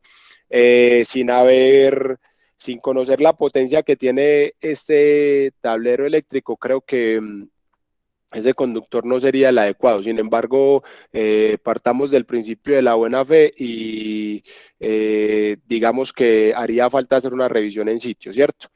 No sé qué tiene que ver el motor con la altura sobre el nivel del mar. Julián, lo que pasa es que a medida que nosotros vamos subiendo en los metros sobre el nivel del mar, nos vamos acercando a una capa atmosférica que se llama la troposfera. Como la presión cambia ahí, pues la densidad del aire cambia. Vos sí has notado que uno entre más altura, más rápido se asfixia cuando corre. Es decir, si vos vas y trotás en Santa Marta, pues no te vas a asfixiar tanto como si trotás en Bogotá, ¿sí? Algo parecido sucede con los motores, ¿cierto? Cambia la densidad del aire, y como cambia la densidad del aire, pues entonces esto tiene una afectación en los motores, y no solo en los motores, sino también en los generadores. Tengo entendido que el motor es para todo tipo de uso y condiciones ambientales. No. No es así, Julián. Ese concepto, después de esta capacitación, tenés que matarlo.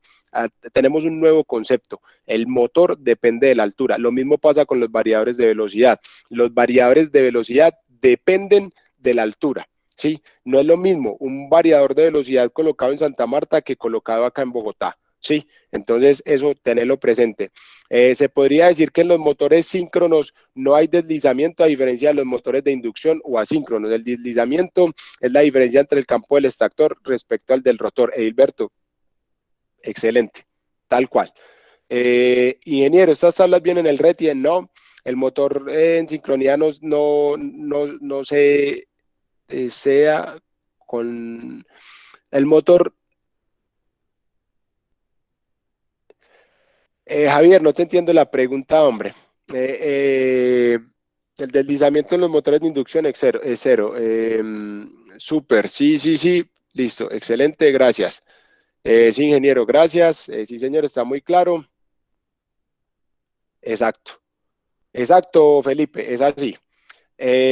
Así es, en tableros si se les conecta el neutro con un motor monofásico, pero al motor trifásico. Sí, Inge, está claro, listo. ¿Cómo se calculó la reactancia para el motor, Fabián? Depende. La reactancia depende mucho el proveedor es el que te la asigna.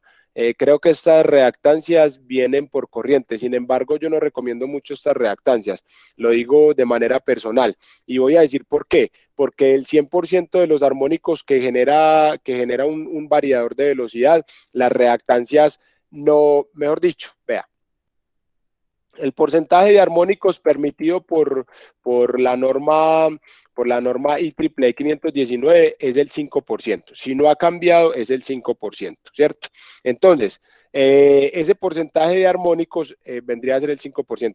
Del 100% de armónicos que inducen un variador de velocidad, las reactancias solamente disminuyen hasta que yo las llegué a utilizar, que fue como el año 2017-2018, las reactancias en esa época, no sé si ya habrán cambiado las tecnologías, disminuían el 60%, disminuían máximo el 60% de los armónicos que generaban, que generaba el variador de velocidad. Eso a mí casi no me gustan esas reactancias. Listo. Exacto, William. Verificarlo con los proveedores porque para mí, si las reactancias redujeran el 95% de los armónicos que genera el variador de velocidad, serían perfectas, ¿sí? Pero las que yo instale, Fabián, cómo se corrige? Muy buena pregunta. Venden unos equipos, ¿sí? Te lo voy a explicar. Venden unos equipos eléctricos muy buenos. Y esos filtros eléctricos son unos filtros, ¿sí? Y tienen, Schneider tiene su tiene su propia línea, Rockwell tiene su propia línea, sí, hay diferentes proveedores. Entonces, ¿qué pasa? Esos equipos son de la siguiente manera. Ellos vienen acá, es un tablero que se coloca al lado de este, ¿cierto? Un tablero que se coloca al lado de este. Y ese tablero conecta directamente con el CCM, ¿cierto? Y este tablero lo que hace es que mide, este tablero cuando vos lo mirás, el tablero cómo funciona, él funciona de la siguiente manera.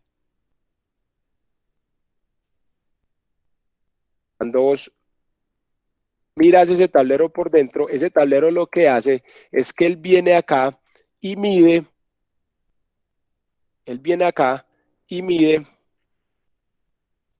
la onda de armónicos. La voy a dibujar pues así sencillamente, ¿cierto? Viene y mide la onda de armónicos, supongamos que esta es la onda de armónicos, ¿cierto? Esta fue nuestra onda de armónicos, tal, ¿cierto?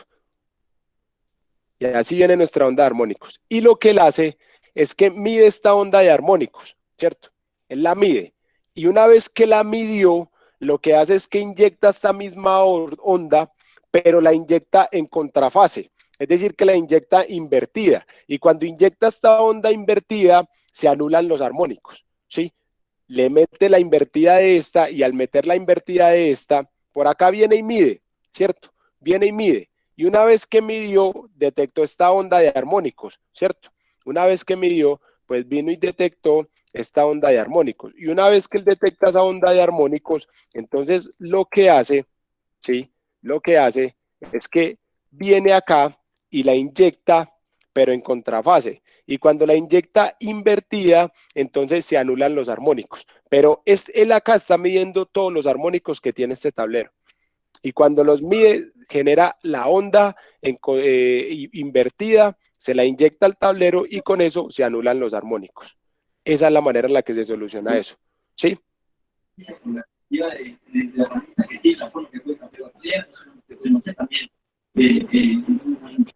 Fabián, ¿te sirvió?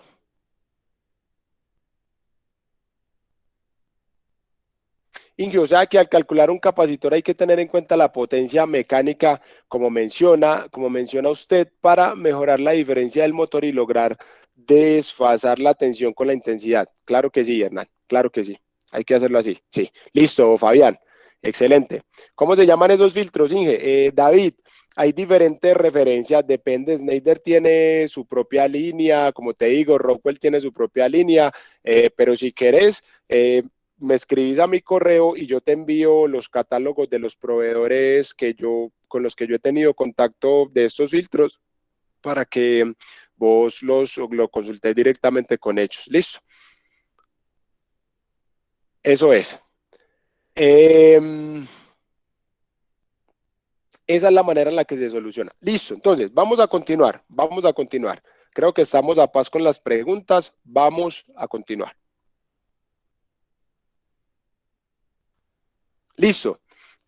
Estas tablas están acá en la norma NTC 2050, en la sección 430. A ustedes les quedan estas tablas, ¿cierto? Entonces, ¿qué nos dice la norma? La norma nos dice: cálculo de la capacidad de corriente nominal, motores de par de baja velocidad. Para los motores de par, la capacidad nominal debe ser la corriente con el rotor bloqueado. La corriente de la placa de características se debe tomar para determinar la capacidad de corriente de los conductores del circuito ramal, cubierta por los artículos 430.22 y 430.32. La capacidad de corriente del dispositivo de protección del motor contra sobrecarga y la del dispositivo de protección del circuito ramal contra cortocircuitos y falla a tierra, de acuerdo con el artículo 430.52. Es decir, esto lo que nos está diciendo es que nosotros para calcular la corriente de los motores, la capacidad de corriente nominal de los motores de par de baja velocidad, tenemos que referirnos a los artículos 430.22 y 430.32, ¿sí? Para calcular la corriente del dispositivo de protección del motor contra sobrecarga. Eso lo vamos a ver acá. ¿Qué son motores de par de baja velocidad? ¿Cierto? ¿Qué son motores de par de baja velocidad? Los motores de par de baja velocidad, los motores de par o motores de baja velocidad son motores que tienen velocidades, por ejemplo, de los 600 RPM, 600 RPM, 600, no sé, 450 RPM, esas son bajas velocidades, ¿cierto?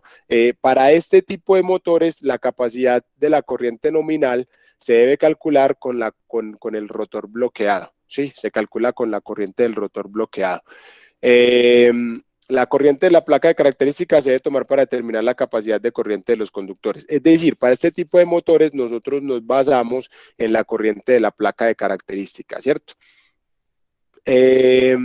Cálculo de la capacidad de corriente nominal para motores de par de baja velocidad. Aquí encontramos, estos son motores de par de baja velocidad. Sí, esto es una foto de motores de par de baja velocidad. Sí.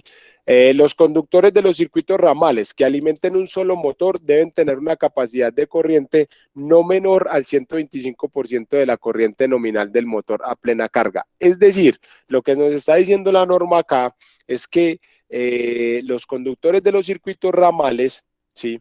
Los conductores de los circuitos ramales deben tener,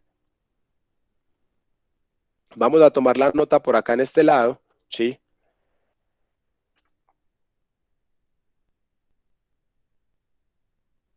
Para calcular, vamos a darle un zoom, ¿sí? Nosotros para calcular la corriente, para calcular el conductor, pues lo primero que hacemos es que calculamos la corriente nominal del motor, ¿cierto?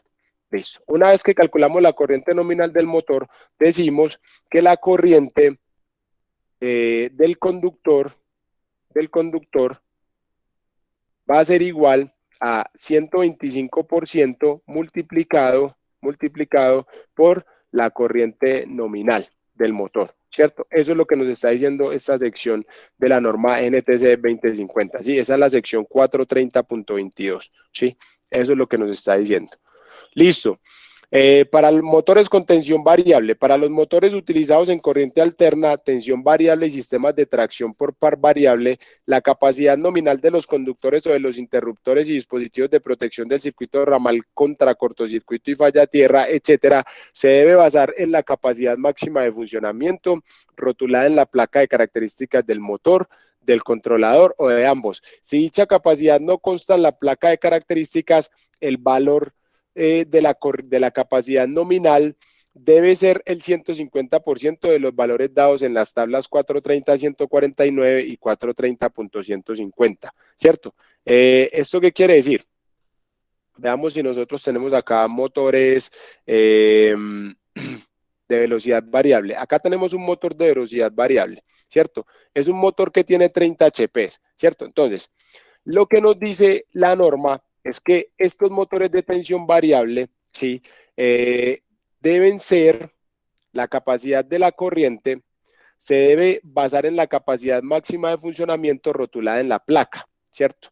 Para este caso, ¿nosotros tenemos el motor? No, nosotros no tenemos el motor. Como no tenemos el motor, entonces acá la norma nos dice, si dicha capacidad nominal no consta en la placa de características, no tenemos placa de características, entonces no nos consta esa corriente, el valor de la capacidad nominal debe ser el 150% de los valores dados en la tabla 430.149 a 430.150. Entonces, muy sencillo. Vamos a calcular la velocidad, vamos a calcular la corriente de este motor de velocidad variable. Entonces, la corriente de este motor va a ser igual al 150% multiplicado por la corriente que encontramos en la tabla 430.149 o 430.150.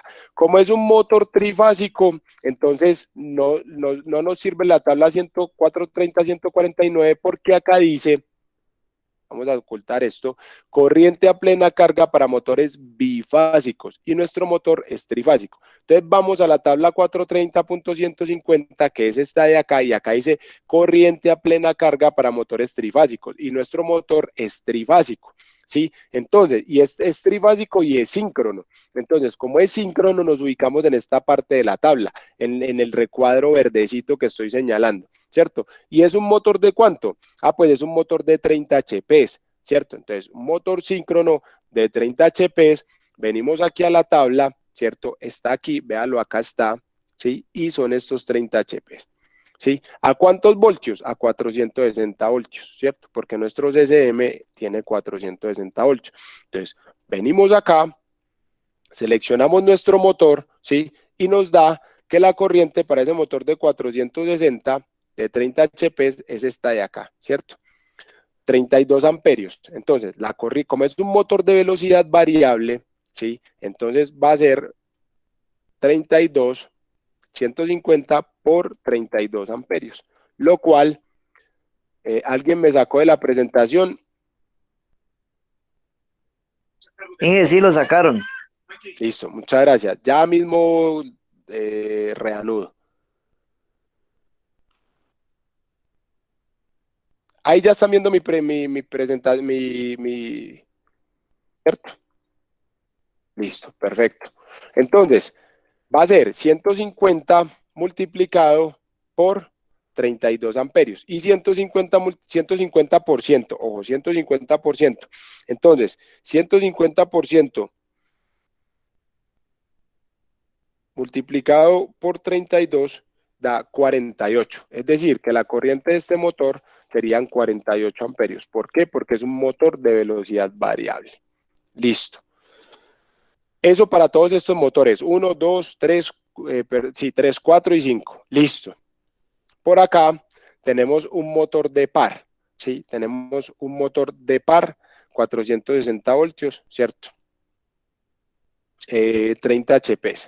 Listo. Entonces, para el motor de par, esa tabla no aparece acá. Creo que esa tabla no está acá, pero ya mismo la agregamos, ¿cierto? Eso tampoco tiene ningún inconveniente. Para el motor de par, lo que nos dice la norma NTC 2050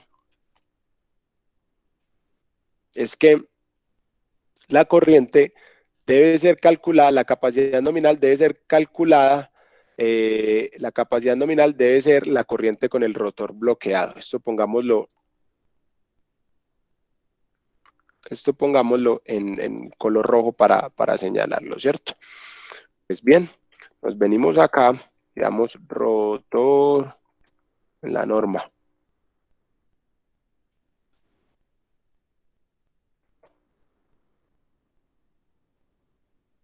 esta de acá.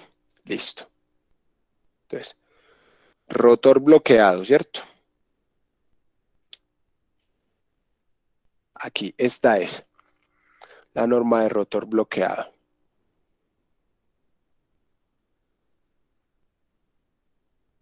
Entonces, vamos,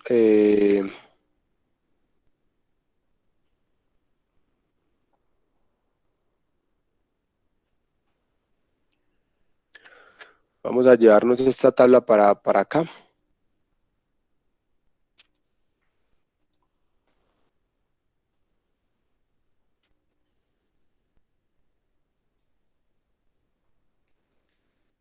Vamos a llevarnos esta tabla para allá.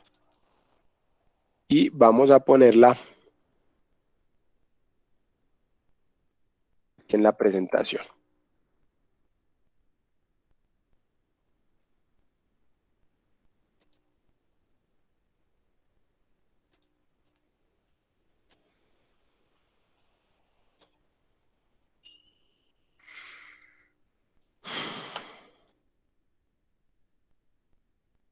Ahí está. Listo. Estas son las tablas de rotor bloqueado. ¿Cómo funcionan esas tablas? Ya lo voy a explicar, ¿cierto? Motor de par, síncrono, monofásico. Listo. Vamos a asumir que esto es un motor clase F, ¿cierto? Miramos, de repente el proveedor nos dice, Mateo, esto es un motor clase F, ¿sí? En esta parte de acá, vamos a ver cómo funciona esta tabla, ¿cierto? En esta parte de acá, la norma nos está preguntando, la tabla realmente nos está preguntando, ¿sí? ¿Cuál es el código de la clase de nuestro motor? Eso aparece en el motor, ¿cierto? Aparece en la placa característica. Entonces, para nuestro ejemplo va a ser un motor clase F. Ya conociendo que es un motor clase F, este de acá, pues vamos a venir a este lado, ¿sí? Y vamos a mirar, vamos a colocarlo con esta letrica azul, ¿cierto? Entonces, lo que nos dice es que para un motor clase F, lo que nos está diciendo esto es que para un motor clase F, estos motores consumen entre 5 y 5,59 kVA por HP, por cada HP que tenga el motor, ¿sí? Entonces vamos a hacerlo por aquí al ladito. Vamos a calcular el de nuestro motor. Entonces aquí está, aquí lo voy a hacer en este lado de acá, ¿cierto? Vamos a cambiarle acá la letra y vamos a cambiarle acá el color también. Listo. Perfecto. Entonces acá tenemos que nuestro motor es un motor de 30 HP, ¿sí? Entonces, 30 HP, 30, démosle un zoom para que se alcance a ver, ¿cierto? Entonces, 30 HP, para saber cuánta potencia consume, pues multiplicamos 30 HP por, eh, acá nos está diciendo que tiene entre 5 y 5,59 kVA por HP. Entonces, vamos a tomar el valor más crítico que es 5,59. Entonces, 5,59 kVA de potencia eléctrica, de energía eléctrica por cada HP, ¿cierto? Hagámoslo de una manera un poco más visible, más entendible. Acá nos dice, es un motor de 30 HP, entonces 30 HP por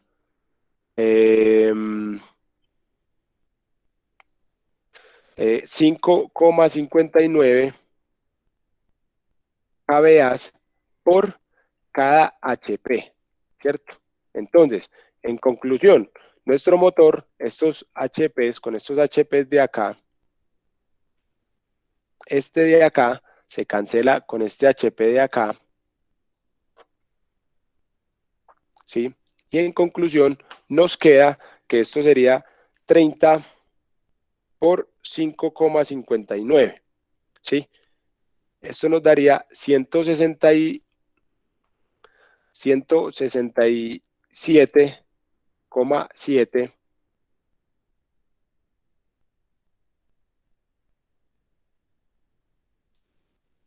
kVA.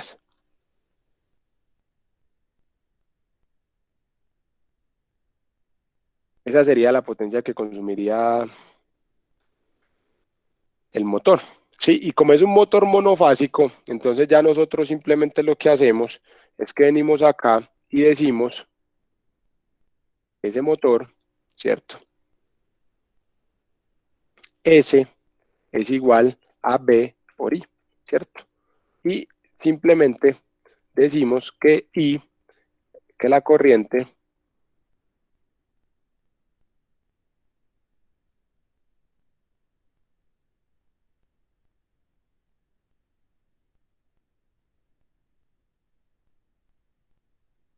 va a ser igual a esta potencia,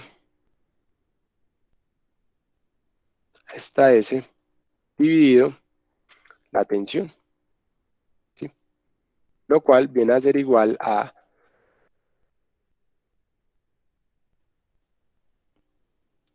167.700 VAs dividido nuestra tensión es 460 voltios dividido 460 voltios, ¿sí? Y esto nos da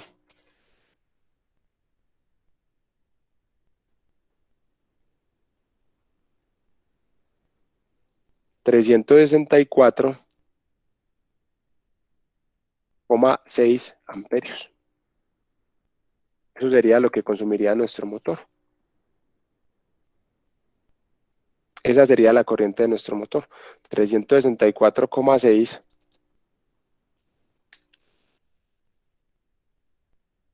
amperios, de acuerdo a lo que nos indica la norma NTC 2050 de 1998, ¿sí?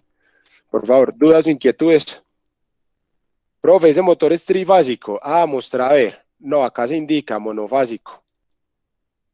Monofásico, míralo acá, ¿cierto? Este sería monofásico. Emergencias eléctricas, ninguna. Es una fase, exacto, es monofásico, Álvaro Rivas, exacto. ¿Por qué no es confiable las fórmulas? ¿Cómo así, Miguel, que no son confiables las fórmulas? ¿Cuáles fórmulas? Pascual, ¿todos los motores llevan los mismos datos? No, o sea, todos tienen diferentes datos. Jorman, 167,7, claro que sí, Profe, perfecto, claro que sí. profesor, profesor, lo que pasa es que usted, las fórmulas que nos presentó de rato para cálculo de motores, usted dice que no nos basemos en eso, sino en las tablas de la NTC 2050. ¿Por qué? Claro que sí. Ah, porque así lo manda la norma NTC 2050. La norma NTC 2050 dice que se tiene que hacer de esa manera, ¿sí? Es decir, si no lo hacemos de esa manera, no estamos cumpliendo con norma. Es por eso, Miguel. Ah, bueno, ya esa es otra cosa. Así lo manda la Ah, bueno, norma perfecto. NTC Listo. 2050. Gracias, muy ¿Listo? amable. Vale, Miguel, con mucho gusto. Siendo Bueno, sí, monofásico, señor. porque dividido Bueno, por hasta luego. 460 voltios AC. Bueno, sí, tenés toda la razón, es decir, 460 voltios son 460 voltios entre líneas, ¿cierto? Es decir, que este motor de 460 voltios monofásico sería 460 dividido 1,73205, realmente tendría 266 amperios monofásicos, ¿cierto? Tendría 266 amperios monofásicos, perdón, 200, tendría un nivel de tensión de 266 voltios, es decir, sería así. 266 voltios. Tenés toda la razón. Los 460 voltios son 460 voltios medidos entre líneas, no medidos entre línea y neutro. Si el motor es monofásico, tendría que funcionar a 266 voltios. Y si el motor funciona a 266 voltios, entonces acá esto sería 266 voltios, ¿cierto? Y serían 167.700 dividido 266 voltios y nos daría 630 amperios. 630,45 amperios. ¿Listo? Ese sería el cálculo de la corriente para este motor. ¿Sí? Ese sería el cálculo de corriente para este motor. Muchas gracias, Adimatec. Tenés toda la razón.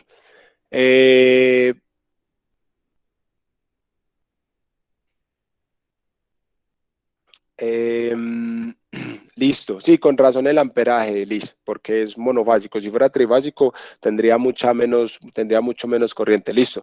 Vamos, Hugo, Inge, muy agradecido por este tema, ya que nos amplía el conocimiento que manejamos. Hugo, es con mucho gusto. No se les olvide que desde la Federación y desde el Consejo Nacional de Técnicos de Electricistas trabajamos para ustedes, ¿sí? Trabajamos precisamente para ustedes. Fabián, con respecto a la curva de arranque, claro que sí. Cuéntamelo. ¿Cuál es la pregunta con respecto a la curva de arranque?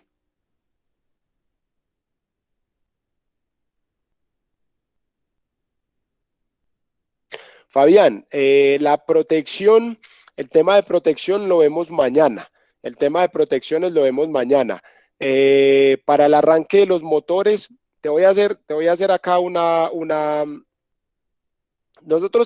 mañana nosotros vamos a calcular unas que se llaman unas protecciones térmicas, protecciones magnéticas y vamos a calcular otro tipo de protecciones que aparecen ahí. Sin embargo, esa es una muy buena pregunta la que vos me haces, es una muy buena pregunta.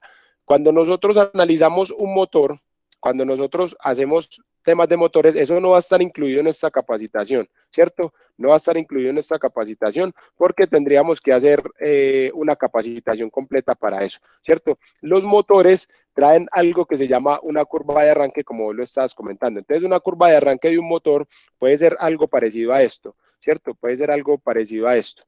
Y acá trae una línea y viene así, ¿cierto? Y por acá trae como otra curvita y acá trae una línea y aquí ya el motor arranca, ¿cierto? Este es el tiempo. Esta parte de acá es el tiempo, ¿sí? Esta parte de acá es el tiempo. Listo.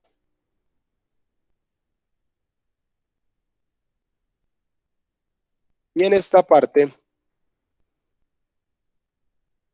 está la corriente, ¿cierto?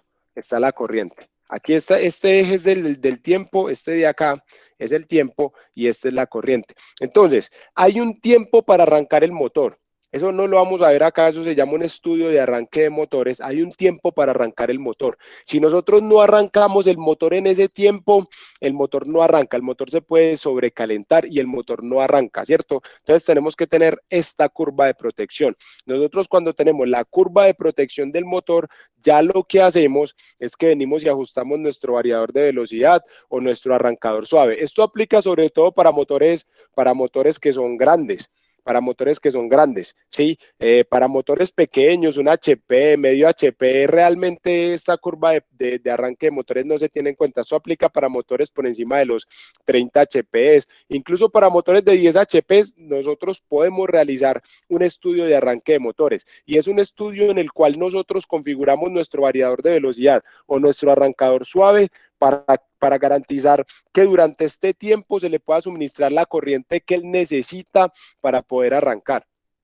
Sí, para poder garantizar eso. Nosotros mañana vamos a aprender a dimensionar la protección térmica o la protección magnética y hay otra protección que es contra, bueno, mañana la miramos, ¿sí? Pero el estudio de arranque de motores como tal es un estudio aparte, o sea, no va a estar dentro del alcance de esta capacitación, es un estudio completamente aparte, sí está relacionado con la curva de arranque del motor, ¿sí? Que la da el proveedor, esa la da el mismo proveedor, o no, y esto se simula en un software que se llama Neplan, que es el mismo software que se utiliza para